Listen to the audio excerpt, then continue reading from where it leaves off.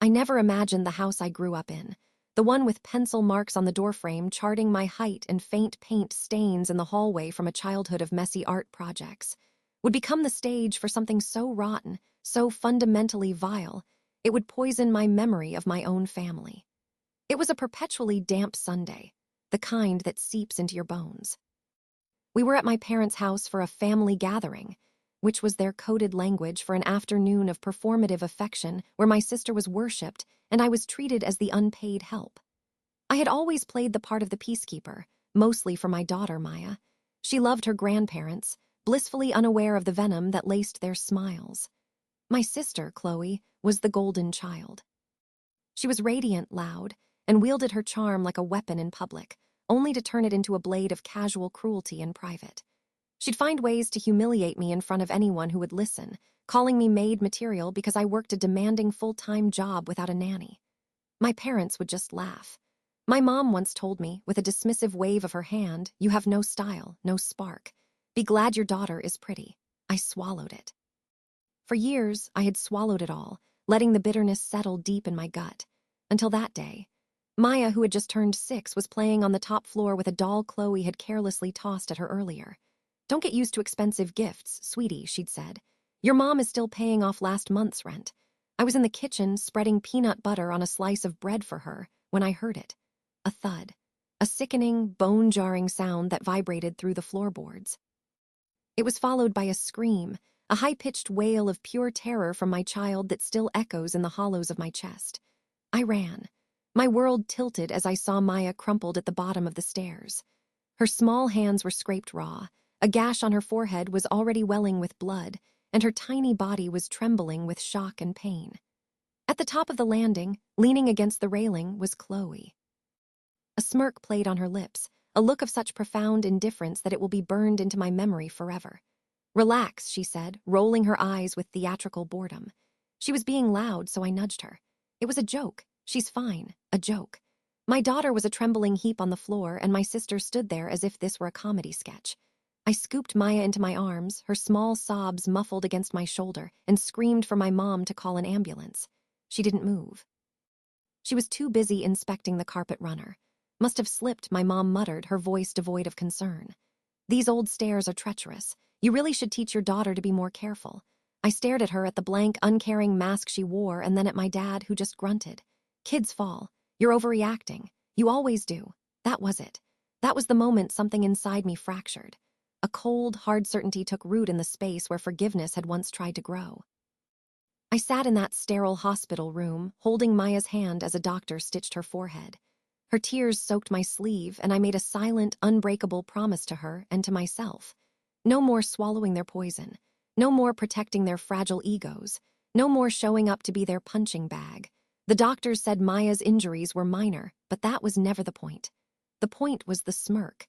The point was the carpet. The point was their utter lack of humanity. That night, as I watched my daughter sleep in the stark white hospital bed, a thought bloomed in my mind, quiet, sharp, and lethal. They don't deserve to live in that house. They don't deserve the title of family. And they have no idea who they just pushed too far. I smiled, a real smile, not because I was happy, but because I knew with absolute clarity how I would make them pay. After that night, everything was different, but only on the inside. Outwardly, I became a ghost. I responded to their texts with polite, empty words. I thanked them for their feigned concern.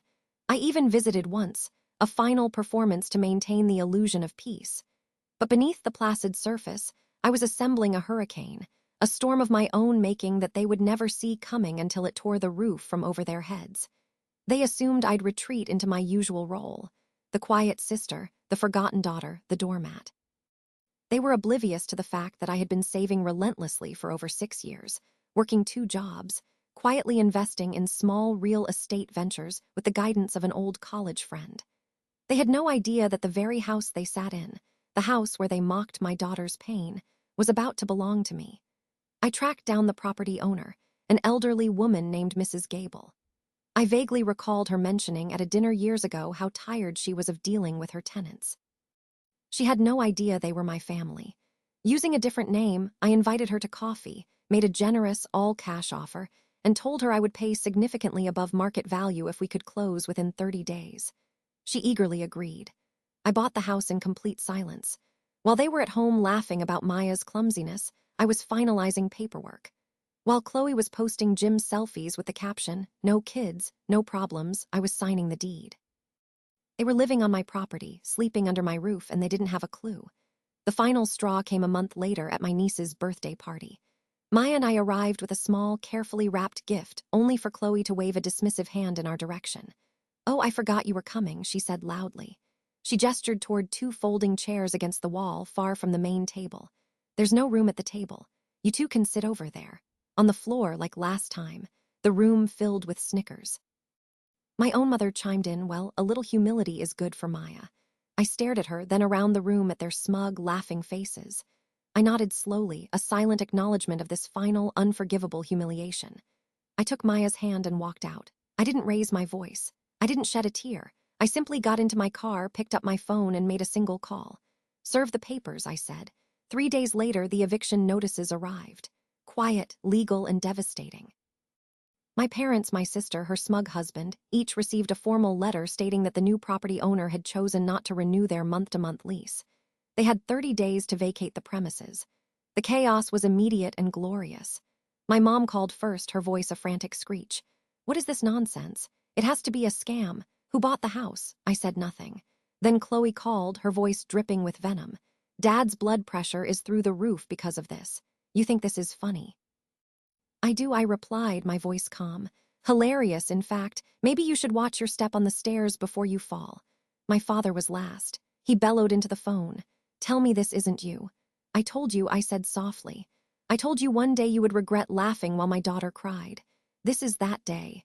They didn't truly believe it until I pulled into my driveway a week later. I stepped out of my car in a tailored power suit, holding the new keys, and walked past them as if they were nothing more than statues on the lawn. My mother rushed towards me, her face a mess of panic and disbelief. "Please," she begged, "this is your childhood home." "No," I corrected her. "This was your throne. Now it's your eviction notice." My dad just stared, his face turning a mottled red. "You've turned into someone so bitter." "No," I whispered, leaning in just enough for him to hear. "I've turned into someone strong." Chloe cornered me in the foyer, her fists clenched. "You're ruining our lives because of some bratty kid who can't take a joke." I looked her dead in the eye. "You pushed my child down a flight of stairs and then blamed the carpet for her injuries." She let out a harsh, disbelieving laugh. "What are you going to do? Throw us out on the street?" I leaned in closer, my voice dropping to a conspiratorial whisper. "No, I'm going to watch you pack, box by box. And if you dare ask me for help, I will remind you, just as you reminded Maya, that we are not family." I turned and walked away, leaving her speechless for the first time in her life. The next 30 days passed like a slow, satisfying clap of thunder.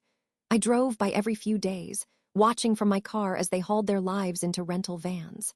They all seemed smaller, diminished. My father had lost his authoritative bluster. My mother was quieter than I had ever known her. Even Chloe, the eternal influencer, had stopped posting. Her public life had gone dark. I could have gloated. I could have had a party on the front lawn, but I didn't. I just watched, and I remembered.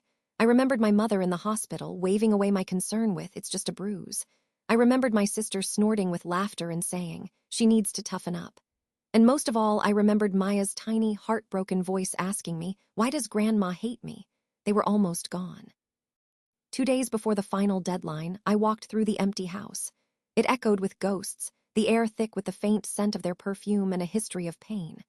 Maya stood beside me, looking older than her 6 years. "Is this our house now, Mommy?" she asked. I looked down at her and smiled, a genuine, peaceful smile. "No, sweetheart, this is our closure." I had no intention of living in a house haunted by their cruelty. Instead, I turned it into a monument to our survival. I partnered with a local nonprofit and began converting the property into a healing center for single mothers and children escaping abusive homes. We turned the upstairs bedrooms into therapy rooms and quiet play areas. The basement became a crisis shelter. I named it Maya's Haven. The story exploded. A local news station ran a feature. "Daughter evicts toxic family, turns childhood home into safe haven." The video went viral. The comments section was a flood of support from people who had been told they were too dramatic, too sensitive, not enough. The final, perfect scene unfolded at the grand opening. My parents stood across the street, looking faded and worn. My mother's makeup was smudged, and my father leaned heavily on a cane I'd never seen before. Chloe was not with them. I later discovered she had tried to sue me for emotional distress. The judge had laughed her case out of court, noting that public opinion doesn't favor adults who assault children and call it a joke. I walked to the edge of the new lawn. My mother attempted a weak, pleading smile. Was all of this really necessary? She asked. I looked from her face to my father's. You left my daughter bleeding and terrified on a cold floor. You mocked her pain. You defended her abuser. And you have the audacity to stand here and ask me for kindness. My father spat on the ground. We raised you. You raised me to survive you, I said, my voice quiet but firm.